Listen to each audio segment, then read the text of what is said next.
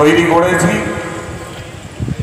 তৃণমূলের অপশাসনের বিরুদ্ধে, সেই স্মারকলিপি আজকে এই মুহূর্তে আমাদের হুগলি সাংগঠনিক জেলা বিজেপির সভাপতি মাননীয় গৌতম চ্যাটার্জি মহাশয়, আমাদের শ্রীরামপুর সাংগঠনিক জেলা বিজেপির সভাপতি সুমন ঘোষ মহাশয়, আমাদের আরামবাগ সাংগঠনিক জেলা বিজেপির সভাপতি সুশান্ত বেরা মহাশয় এবং তার সঙ্গে আমাদের স্থানীয় আমাদের হুগলি জেলা বিজেপির অন্যতম সহসভাপতি গোপাল উপাধ্যায় মহাশয় এবং হুগলি জেলা বিজেপির যুব মোর্চার সভাপতি রাজীব ঘোরামি মহাশয়ের প্রায় এই মুহূর্তে জেলা শাসকের কাছে সেই স্মারকলিপি প্রদান করতে যাবে।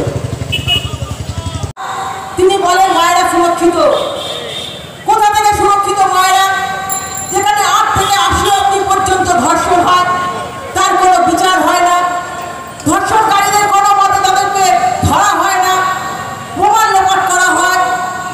আমরা দেখতে পেয়েছি কামদুনির মতন কাণ্ড, যেখানে একটা ভাইয়ের সাথে একটা দিদি যখন রাস্তা দিয়ে আসছে তাকে টেনে নিয়ে গিয়ে ধর্ষণ করা হয়েছে, তার বিচার হচ্ছে না।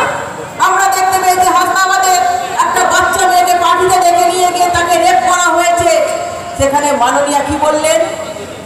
ওটা লাভ ম্যারেজ ছিল, ওটা লাভ দিদিদার ছিল, তাই জন্য সেখানে গিয়ে তারা একটু আধটু বদমাশি করেছে।